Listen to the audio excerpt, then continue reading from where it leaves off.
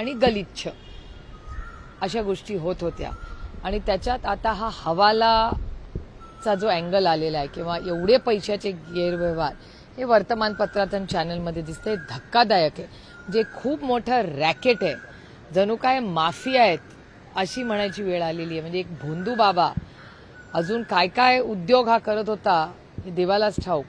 पण भारत सरकार आणि महाराष्ट्र सरकारने या बाबतीमध्ये मला असं वाटतं कुठलंही कॉम्प्रोमाइज किंवा कुठल्याही दबाव जर कोण टाकत असेल तर मला वाटतं ते होता कामा नये. आज महाराष्ट्रामध्ये आमची अपेक्षा आहेत की महाराष्ट्राच्या माननीय मुख्यमंत्र्यांनी पारदर्शकपणे हे आत्तापर्यंत जी इन्क्वायरी केली आहे त्याच्यात सातत्य ठेवून महाराष्ट्राच्या माननीय मुख्यमंत्र्यांचे मी आधी आभार मानले. कारण का ह्या सगळ्या प्रक्रियेमध्ये आधी अनेक सत्तेतलेही लोक आलेले आहेत. पण ह्या भोंदू बाबाच्या विरोधात पोलीस यंत्रणा आणि होम मिनिस्ट्री जे करते ते स्वागतच केलं पाहिजे. त्याचं अच्छे को अच्छा बोलना चाहिए. जर सरकार जरी आम्ही विरोधात असले तर चांगलं काम करत असतील तर त्याचं स्वागत केलंच पाहिजे. आणि त्याच्यामुळे माननीय मुख्यमंत्री जी पावलं टाकतायत त्याचं स्वागत आहे. पण एवढीच इच्छा आणि विनंती आहे माननीय मुख्यमंत्र्याला की कुठल्याही दबावाला बळी पडू नका. तुमच्याकडून आमच्या खूप अपेक्षा आहेत आणि असल्या बाबतीत कुठलंही राजकारण न आणता महाराष्ट्राला काळीमा फासणाऱ्या ज्या गोष्टी झाल्या त्या कुठेतरी थांबल्या पाहिजेत. तर या सगळ्या अशोक खरात प्रकरणामध्ये रुपाली चाकणकर यांचा मोठा रोल जो आहे तो पाहायला मिळतोय. परंतु रुपाली चाकणकर यांची चौकशी न होता त्यांच्या बहिणीची प्रतिभा चाकणकरांची आज शिर्डी पोलिसांकडनं चौकशी केली जाते. बडी नावं या सगळ्या प्रकरणामध्ये आहेत, परंतु अद्याप त्यांना चौकशीला सामोरं जावं लागत नाही. कुठेतरी चौकशीमध्येच हा सगळा विसंवाद पाहायला मिळतोय. आज कॅबिनेट आहे, माननीय मुख्यमंत्री मुंबईतच आहेत कॅबिनेटसाठी. मला असं वाटतं माननीय मुख्यमंत्रीच ह्याच्यावर योग्य ते उत्तर देऊ शकतील. आणि अजून इन्क्वायरी चालली आहे त्याच्यामुळे कुणाच्या एका व्यक्तीचं नाव घेणं संयुक्तिक राहणार नाही. इन्क्वायरी जशी जशी पुढे जाईल त्याच्यातून खरंच कळेल कोण त्याच्यात होतं आणि कोण नव्हतं. परंतु अशोक खरात हे प्रकरण जे आहे ते राजकीय दृष्ट्या शिजवलं जात आहे का? कारण की जे सत्तेतले मित्रपक्ष आहेत त्यांना कुठेतरी भाजप टार्गेट करताय अशा पद्धतीचं मत जे आहे ते आमदार रोहित पवार यांनी काल देखील व्यक्त केलं. त्यांनी ट्विटमध्ये सुद्धा सांगितलं की सत्तेतलाच मित्रपक्ष एका मित्रपक्षाची मे महिन्यात शिकार करणार आहे म्हणून. एकतर अनेक गोष्टी अशा झालेल्या आहेत. म्हणजे ही काही एकटी खरातांची केस नाही. अनेक व्हिडिओज असतील, भ्रष्टाचार असतील, अशा अनेक केसेस तुमच्या माध्यमातून येत आहेत. काही गोष्टींना सिलेक्टिव्हली टाळलं जातं असंही काही लोकांच्या लक्षात येते. अशाही माध्यमातून आणि वर्तमानपत्रातून गोष्टी होत आहेत. मला असं वाटतं माननीय मुख्यमंत्र्यांनी जे खरं आहे, मग तो व्हिडिओ असू दे, भ्रष्टाचार असू दे किंवा हवाला असू दे किंवा जे काय हे गोलमाल सगळा चाललाय, हे दुर्दैव आहे की महाराष्ट्रात ह्या सरकारला एवढ्या मोठ्या संख्येने महाराष्ट्रातल्या मायबाप जनतेने एका विश्वासाच्या नात्याने मतदान करून त्यांना एवढी मोठी सत्ता दिली, एवढी मोठी संधी त्यांना दिली. त्याच्यात महाराष्ट्राचं भलं आणि महाराष्ट्रातल्या माणसांचं भलं करण्यापेक्षा महाराष्ट्राची जी एक पुरोगामी विचाराची जी भावना, जो विचार राहिलेला आहे त्याला सातत्याने काळीमा फासायचं काम या सरकारमधले काही जे लोक आहेत त्यांच्यातून होत आहे. हे अतिशय दुर्दैवी आहे. कारण का ह्याच्यात महाराष्ट्राचं तर नुकसान होतच आहे, पण महाराष्ट्रातल्या माणसांचंही नुकसान होत आहे. कारण यंत्रणा, म्हणजे मी हे अनेक वेळा आधीही बोललेले की आम्ही सगळ्यांनी ही त्याची जबाबदारी घेतली पाहिजे. आणि मी स्वतःपासून त्याची सुरुवात करते की खरातांकडे जाणाऱ्या कुठल्याही महिलेला जिचं शोषण होतं तर तिला असं का वाटलं नाही की आपण कुठल्या तरी व्यक्तीकडे जावं आणि न्याय मागावा. म्हणजे आपण सिस्टम म्हणून फेल झालो का सिस्टममध्ये काम करणारे आपण लोक फेल झालो? इतकं हे शोषण चाललं होतं, कुणाला का वाटलं नाही की आपण जाऊन पोलीस स्टेशनला न्याय मागावा, कुठल्या लोकप्रतिनिधीमध्ये का जावं? त्यामुळे या गोष्टीची एक समाजात चर्चा झाली पाहिजे. मग मला कोणीतरी म्हणलं असंही असेल, इतके राजकीय लोक त्यांच्याकडे जात होते आणि जबाबदार व्यक्ती जात होते, त्याच्यामुळे लोकांना कॉन्फिडन्स नव्हता की आपल्याला न्याय मिळेल. हे मला सांगा, हे किती घातक आहे. मग आम्ही किती नियम कायदे केले, त्याचा जर उपयोग किंवा त्याचा आधार, त्याची मदत त्या व्यक्तींना होत नसेल तर मग असं आपल्याला वाटतं ना, एवढे कायदे आपण करतो मग त्याचा उपयोग काय झाला? हे कायदे आपण सामाजिक परिवर्तनासाठी करतो ना. त्याची अंमलबजावणी जर होणार नसेल तर हे किती चिंताजनक आहे मला सांगा. याचंही आत्मचिंतन आम्ही लोकशाहीमध्ये दोन्ही बाजूनी म्हणजे सत्तेतल्या लोकांनी आणि विरोधी पक्षांनीही ह्याच्यात फार गांभीर्याने आत्मचिंतन आणि चर्चा केली पाहिजे. विशेष अधिवेशन बोलवलेलं आहे. खरं तर आता एक पत्र एकाकडनं गेलेलं आहे, तक्रारी पत्र गेलेलं आहे, ज्यामध्ये उपमुख्यमंत्री सुनेत्रा पवार यांच्या जीवाला म्हणजेच रुपाली चाकणकर यांच्यापासून धोका आहे. खरं तर अंजली दमाने असतील आणि इतर लोकांकडनं त्यांच्या सुरक्षेमध्ये विशेष वाढ करण्यात यावी अशी मागणी केली जाते. किती तथ्य आहे त्या पत्रात, काय सांगता? मला नाही माहिती किती तथ्य आहे का नाही, याचं उत्तरही आज माननीय मुख्यमंत्री मुंबईत आहेत, कॅबिनेट आहे, त्यांच्याकडूनच कळले, कारण का गृह खातं त्यांच्याकडे आहे. त्याच्यामुळे ह्या अशा ज्या काही गोष्टी असतील आणि कुणावरही जर अशा गोष्टी आल्या असतील तर त्यांची सिक्युरिटी, सुरक्षितता ही वाढवलीच गेली पाहिजे. दादाच्याच केसमध्ये तुम्ही सगळ्यांनी बघितलंय काय झालं. दादाच्या विमानाचा जो अपघात झाला तो कसा झाला, काय झाला, तुम्ही विचार करा. एका राज्याचा उपमुख्यमंत्री, एवढा मोठा त्याचा ऍक्सिडेंट होतो, त्याच्यानंतर साधा FIR या राज्यात झाला नाही. तो काँग्रेस पक्षाकडून करायला रोहितला अनेक राज्यांमध्ये जावं लागलं, तेव्हा त्याला कर्नाटकात जाऊन न्याय मिळाला. त्याच्यामुळे लोकांना अशी भीती वाटत असेल ना की अजितदादा उपमुख्यमंत्री असताना FIR करायला इतका त्रास झाला तर सर्वसामान्य माणसाचं काय. आणि त्यातून जर वहिनींबद्दल असं काही पत्र आलं असेल तर अर्थातच आमची विनम्र विनंती आहे महाराष्ट्र सरकारला की तुम्ही त्यांची आणखीन डबल करा सिक्युरिटी आणि त्यांची सुरक्षिततेची जबाबदारी अर्थातच ही सरकारने घेतलीच पाहिजे. विशेष अधिवेशन बोलवलं आहे, स्वतः पंतप्रधानांनी पत्र लिहिलेलं आहे प्रत्येक गटनेत्याला. कसं पाहताय विशेष अधिवेशन, 3 दिवसाचं अधिवेशन आहे, कसं पाहताय? नाही, माननीय प्रधानमंत्र्यांचं पत्र मलाही आलेलं आहे आणि सविस्तर त्यांनी त्यांची भूमिका मांडली आहे. राष्ट्रवादी काँग्रेस पक्ष, शरदचंद्र पवार या पक्षाची पहिल्या दिवसापासून भूमिका राहिली आहे. म्हणजे ह्या देशामध्ये पहिल्यांदा महिलांना आरक्षण मिळावं आणि त्याची अंमलबजावणी, नुसता विचार नाही, आणि तो कायदा हा आदरणीय पवारसाहेब महाराष्ट्राचे मुख्यमंत्री असताना झालेला आहे.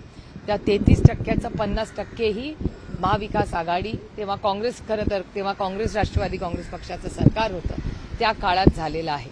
त्यामुळे काँग्रेस राष्ट्रवादी काँग्रेस पक्षाची भूमिका ही नेहमीच महिला आरक्षणाच्या बाबतीत ही राहिलेली आहे आणि ते आरक्षण आम्हीच पहिल्यांदा आणलं. त्याच्यामुळे अर्थातच विरोध असण्याचा काही प्रश्नच येत नाही. आमची केंद्र सरकारला सहकार्याचीच भूमिका राहील. ताकदीने महिला आरक्षण लोकसभेमध्ये आणि विधानसभेत यावं ही आमची आग्रहाची भूमिका कालही होती, आजही आहे आणि उद्याही राहील. ह्याच्यात प्रॉब्लेम एकच आलेला आहे की बिल आमच्या खात्यात आलेलं नाही अजून. त्याच्यामुळे बिलामध्ये एक्झॅक्ट आरक्षण कसं देणार, काय देणार ह्याची माहिती आम्हाला द्यावी, एवढीच आमची अपेक्षा.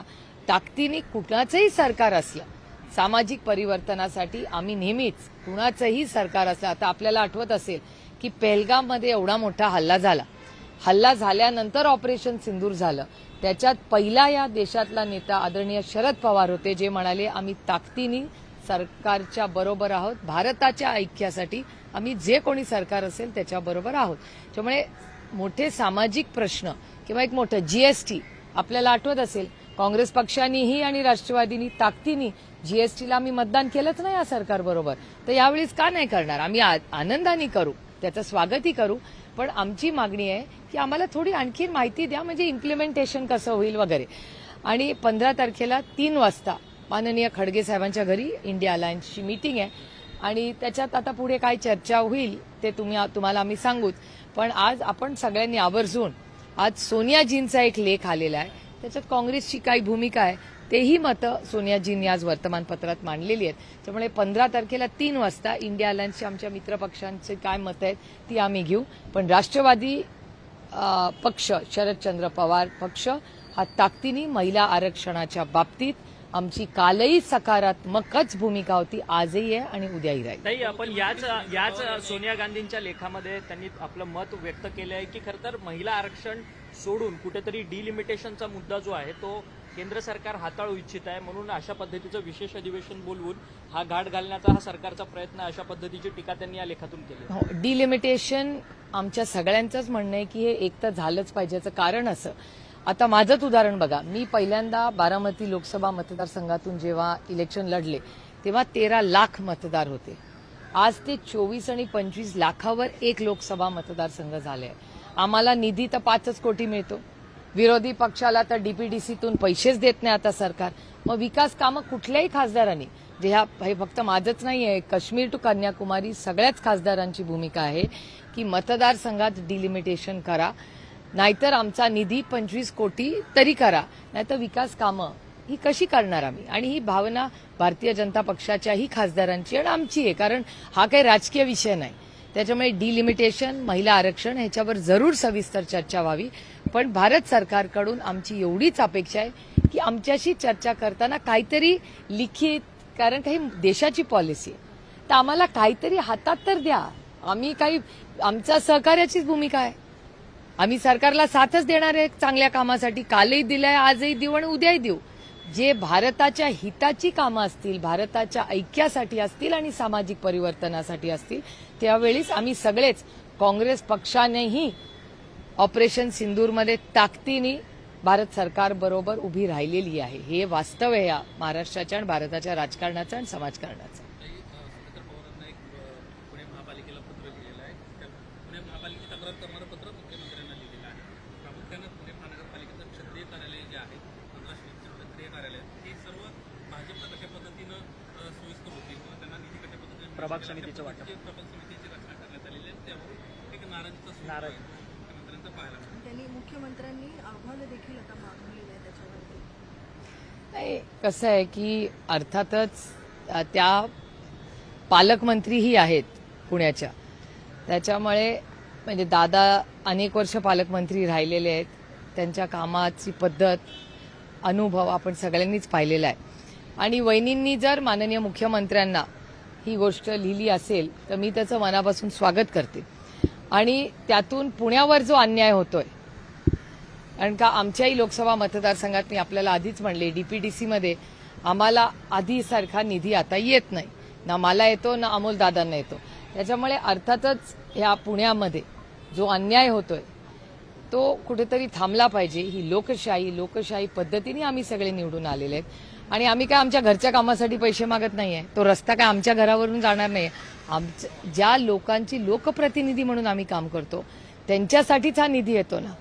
त्याच्यामुळे त्याच्यात हे राजकारण आणणं किंवा पक्षपात आणणं हे दुर्दैवी आहे. आणि मित्रपक्षांचा अनुभव हा भारतीय जनता पक्षाचा आणि त्यांचा मित्रपक्षाचे असे अनेक गोष्टी मला कानावर दिल्लीतही येतात, इथेही येतात. कदाचित त्याच्यात सत्य असेल असं दिसायला लागले, असं मला वाटतं. शक्यता नाकारता येत नाही. बारामतीच्या पोटनिवडणुकीची घोषणा झाली. आता खरं तर अजित पवार नाही आहेत, परंतु अजित पवार आता उपमुख्यमंत्री सुनेत्रा पवार लढतात. तुम्ही त्यांच्या प्रचाराला वगैरे जाणार आहात का? कारण की रोहित पवार यांनी अगोदरच सांगितलं की मी त्यांच्या प्रचाराला जाणार आहे म्हणून 2-3 दिवस. नाही, एकतर मला काही कुणाचा फोनही आलेला नाही किंवा काही म्हणजे त्यांच्या त्या युतीकडून मला काही फोन आलेला नाही. आणि जो काही प्रचाराचा निर्णय होईल तो आम्ही महाविकास आघाडी म्हणून गेलो तर अर्थातच एक नातं म्हणून रोहित जाणारच असेल. पण आम्ही म्हणजे मी काँग्रेस आणि उद्धवजींची शिवसेना जे काय आम्ही करू, आम्ही तिघं मिळून करू. आणि त्याच्यामुळे काय, आणि कसं आहे, आम्हाला काही त्यांनी आमंत्रण दिलेलं नाही किंवा प्रचाराला या असं काही कुणाचा मला तरी फोन आलेला नाही. त्याच्यामुळे प्रश्नच येत नाही. काल प्रचाराचा शुभारंभ सुनेत्रा पवारांनी केला. त्या सगळ्या सभेमध्ये आदिती तटकरे यांनी भाषण दिलं. आदिती तटकरेंनी एक इच्छा व्यक्त केली की दादांची इच्छा होती की दादांनी मुख्यमंत्री या राज्याचं बनावं, परंतु आता ते उरलेलं स्वप्न काकी पूर्ण करतील अशा पद्धतीचं वक्तव्य त्यांच्याकडनं व्यक्त केलेलं आहे. आदिती तटकरेंनी केलेली भावना ही फार उत्तम, त्यांनी जी भावना व्यक्त केली मी त्याचं मनापासून स्वागत करते. आणि बारामतीतून आदरणीय पवारसाहेब 4 वेळा मुख्यमंत्री झाले, त्या मतदारसंघाचा एक मान आहे. दादा 6 वेळा उपमुख्यमंत्री झाला, त्याच मतदारसंघाला जर पुन्हा एकदा मुख्यमंत्री पदाचा मान मिळत असेल तर अर्थातच आनंद आहे आणि स्वागतच आहे. त्याच्यामुळे आदिती तटकरेंनी जी भावना मांडली आहे ही फार सुंदर आहे. मी त्याचं मनापासून स्वागत करते. ते एक शेवटचा प्रश्न, जळगावमध्ये खरं तर केवायसी करणाऱ्या महिलांना खरं तर केवायसी केंद्रातल्या पुरुष ऑपरेटरकडनं शरीर सुखाची मागणी करण्यात आली. अत्यंत गंभीर ही अशी घटना आहे. महिलांच्या बाबतीत हे राज्य सजग नाही आहे का? हे दुर्दैव आहे. आणि मी माननीय मुख्यमंत्र्यांना याच्यावर पत्रही लवकर लिहिणार आहे की महाराष्ट्रामध्ये ह्या सगळ्या घटना वाढत चालल्या आहेत का? म्हणजे वर्दीची भीती, ज्या पोलिसांचा सार्थ अभिमान आपल्याला सगळ्यांनाच आहे आणि हा अभिमान असताना मला म्हणजे तो प्रेमाचा आदर आहे, तर त्या पोलीस आणि यंत्रणेची भीतीच राहिली नाही का असं कधी कधी मला वाटायला लागलं. एक खरात प्रकरण असेल किंवा रोज किंवा एक दिवस आड तुमच्या चॅनलवर त्यांच्या सत्तेचा असेल, पदाचा गैरवापर करून महिलांचं जे शोषण होत आहे ते वाढलेलं दिसतंय तुमच्या आणि माझ्या महाराष्ट्रात. हा पुरोगामी महाराष्ट्र आहे, छत्रपतींचा महाराष्ट्र आहे, शाहू फुले आंबेडकरांचा महाराष्ट्र आहे, अतिशय चांगले संस्कार झालेलं हे राज्य आहे. त्यामुळे आपल्या राज्यामध्ये, आपल्या महाराष्ट्रामध्ये या घटना वाढत आहेत, हे धक्कादायक आहे, चिंताजनक आहे. आणि महाराष्ट्राच्या माननीय मुख्यमंत्र्यांनी मी विनंती करते की याबद्दल त्यांनी एक स्ट्रॉंग ऍक्शन घेऊन झिरो टॉलरन्स हा मेसेज हा वरपासून शेवटच्या माणसापर्यंत गेला पाहिजे की महाराष्ट्रामध्ये असल्या गोष्टी सहन केल्या जाणार नाहीत. एखादी कंप्लेन अशी आली तर तातडीने फास्ट ट्रॅक कोर्टमधून त्याच्यावर ऍक्शन घेतली जाईल. हा मेसेज हा गेला पाहिजे आणि तो 6व्या मजल्यावरनं जाणं गरजेचं आहे. आता ताई, शरद पवारांनी एका वृत्तपत्रात लेख लिहिलेला होता आणि सांगितलेलं होतं की खरं तर धर्मांध शक्ती जी आहे ती राजकारणात मोठ्या प्रमाणात बळावलेली आहे म्हणून. त्यावरती वारकरी संप्रदायामध्ये देखील ही धर्मांध शक्ती घुसलेली आहे अशा पद्धतीचं मत त्यांनी व्यक्त केलेलं होतं. त्यावरती मात्र मुख्यमंत्र्यांनी स्पष्ट मत त्यांनी व्यक्त केलं की शरद पवार आणि वारकरी संप्रदाय यांचा काही संबंध नाही आहे.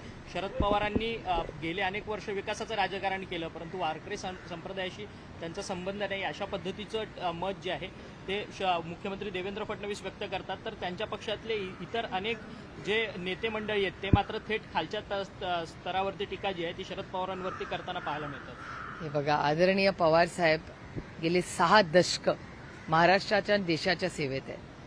6 दशकाचं जे करिअर त्यांचं राहिलंय त्याच्यामध्ये आदरणीय पवार साहेबांवर टीका केली की हेडलाईन होतेच. त्याच्यामुळे ठीक आहे. आणि एका सशक्त लोकशाहीमध्ये जसं आम्हाला बोलायची ताकद आहे तशी ऐकायची ताकद आहे आणि आपल्याला माहिती असतं ना आपण का आहोत. त्याच्यामुळे रामकृष्ण हरी वाजवा तुतारी. ताई, हिंदी